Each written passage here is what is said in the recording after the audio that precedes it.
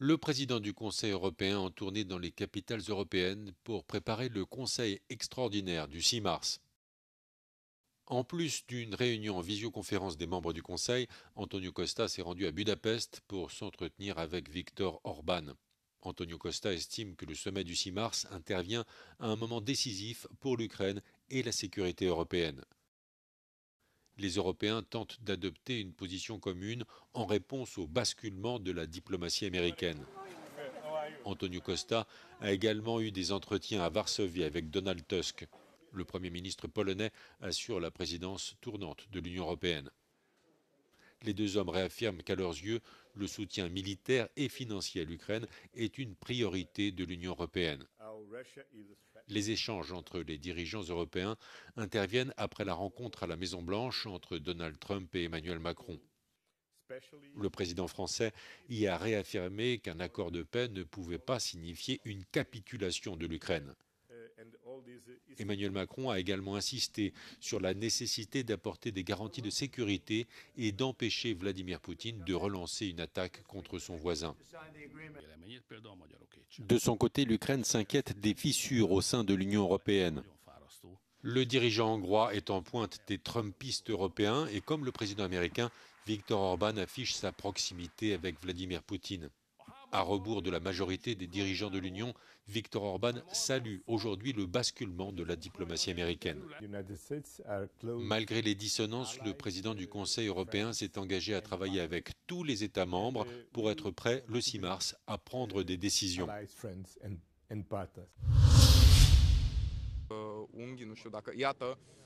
Călin Georgescu inculpé pour fausses déclarations sur les sources de financement de sa campagne pour les élections présidentielles de novembre dernier.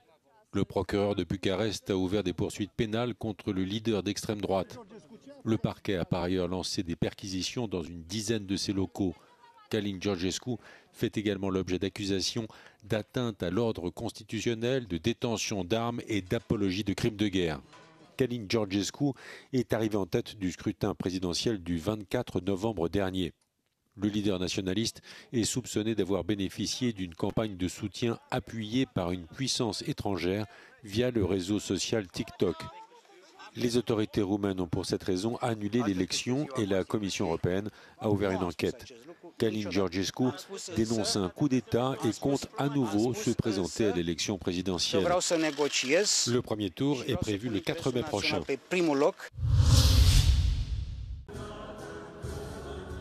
Le dirigeant de la Republika Srpska, Milorad Dodik, a été condamné ce mercredi à 1 an de prison et à l'interdiction d'exercer ses fonctions pendant 6 ans pour avoir rejeté l'autorité du haut représentant international chargé de superviser l'accord de paix en Bosnie-Herzégovine.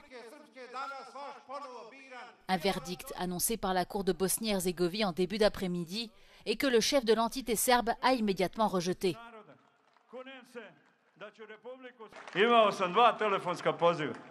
Jedan I prvi je bio od Aleksandra Vučića. Da me podrži I kaže da stoji iza Republike Srpske I iza nas. Zato vas molimo jedan zaista uzvik. Živio Aleksandar Vučić! Hvala vam. Drugi poziv je bio od moga prijatelja Orban, koji mi isto tako rekao.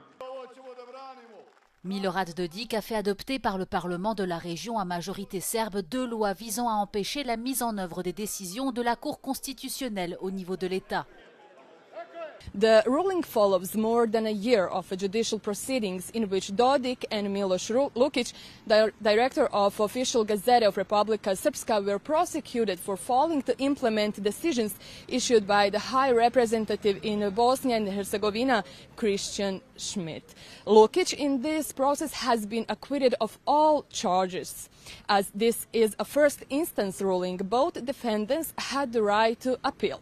Belmina Čorbić, Euronews, Sarajevo.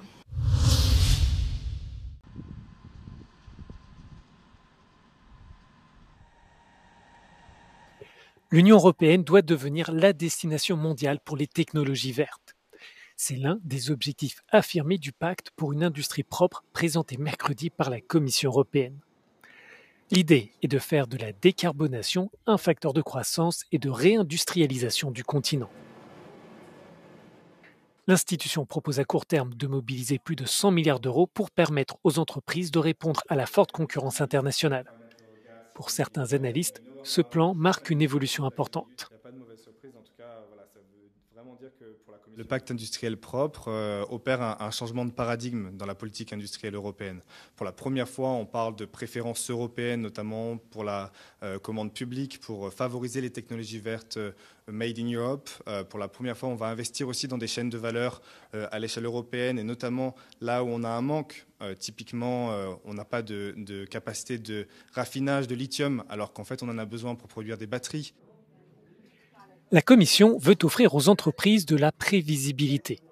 Il s'agit de réduire les coûts de l'énergie pour les industries et les ménages et d'accélérer l'électrification de l'économie.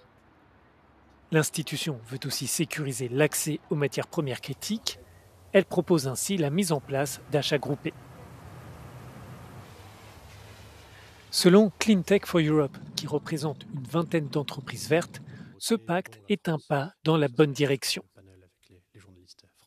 I think it is instilling a dose of important pragmatism in the Green Deal, acknowledging that private business will have to do this and implement this and transform our economy.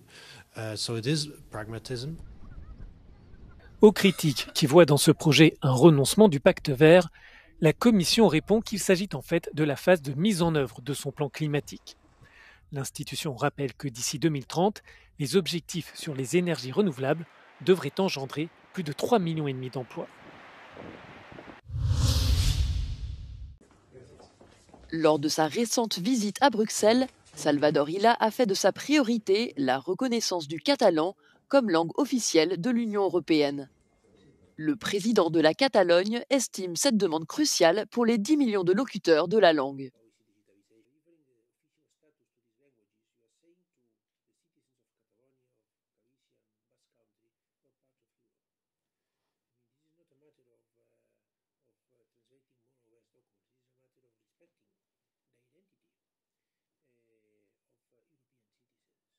La reconnaissance du catalan comme langue officielle de l'Union européenne, portée par le gouvernement Sanchez, doit être approuvée à l'unanimité par les 27 États membres.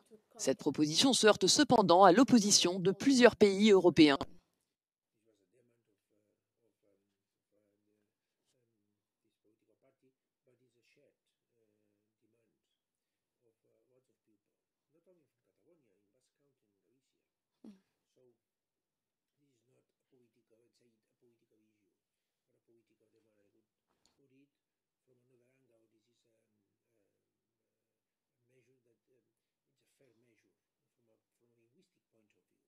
Il s'agit de la deuxième visite de Salvador Illa à Bruxelles depuis qu'il a prêté serment en tant que président de la Catalogne il y a 6 mois.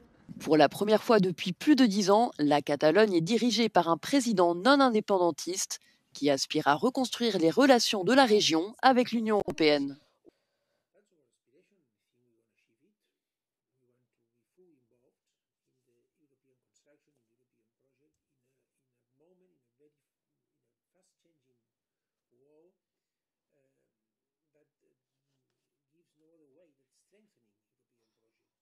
Tournant la page indépendantiste, Salvador Illa veut ancrer la Catalogne dans le projet européen. Depuis la fin du mois de janvier, plus de 23 500 séismes ont secoué les îles grecques de Santorin et d'Amorgos, suscitant des inquiétudes parmi les habitants et les acteurs du tourisme. Alors que s'annonce le début de la saison touristique, la plupart des vacanciers ont déjà réservé leur hébergement. Si de nombreux hôteliers redoutent une vague d'annulations, les réservations restent pour l'heure largement maintenues. Η ροή αρχίζει και αποκαθίσταται στις κρατήσεις μας με μία μικρή μεταβολή στην αρχή της σεζόν που ξεκινάει σε λίγες ημέρες, γιατί είναι πολύ πρόσφατα τα γεγονότα της σεισμικότητας. Το καλοκαίρι φαίνεται να πηγαίνει με κανονικούς ρυθμούς και αισιοδοξούμε ότι θα αποκατασταθεί σε πολύ μεγάλο βαθμό, ίσως και πλήρως. À Santorin, le tourisme emploie plus de 55 000 personnes, travailleurs locaux et saisonniers, et génère 3% du PIB du pays. De nombreux habitants de l'île dénoncent cependant un surtourisme. Ceux-ci réclament l'amélioration des infrastructures, notamment celle du port, et appellent à une transformation des pratiques hôtelières. Το νησί τώρα είναι Ελντοράντο, είναι θύμα μιας αρπακτικής επιχειρηματικότητας, η οποία έχει μόνο ποσοτικά χαρακτηριστικά και κριτήρια. Η πολιτεία καταρχήν πρέπει να σταματήσει να βλέπει τη Σαντορίνη σαν εισόδημα. Η σεισμική αυτή λοιπόν δραστηριότητα μπορεί να είναι και μια ευκαιρία για την κοινωνία να καταλάβει και να αισθανθεί τα ίσως πραγματικά διακυβεύματα. Giannis est propriétaire de l'un des restaurants de l'île. En raison des tremblements de terre, le restaurateur a été contraint de fermer son établissement. Il y a quelques jours, Giannis a décidé de le rouvrir. Cependant, certains de ses employés, préoccupés par la situation, n'ont pas encore repris leur poste. Οι πιο πολλοί φοβούνται και περιμένουν να ακούσουν τι γίνεται, τι δεν γίνεται, τι θα γίνει από το κράτος, αν έχουν κάποια βοήθεια και οικονομική για να μπορέσουν να γυρίσουν. Αβεβαιότητα. Ένα από τα πιο δημοφιλή νησιά του Αιγαίου βιώνει μια πρωτοφανή κατάσταση. Οι ντόπιοι επιχειρηματίες δηλώνουν αισιόδοξοι. Όμως πέρα από τους τουρίστες, το ζήτημα είναι να έρθουν εργαζόμενοι για να δουλέψουν σε μπαρ, εστιατόρια και ξενοδοχεία. Η προσέλκυση εργατικού δυναμικού ίσως αποδειχθεί η μεγαλύτερη πρόκληση της σεζόν που ξεκινάει. Από την Σαντορίνη για το Euronews, Απόστολος Τάικος.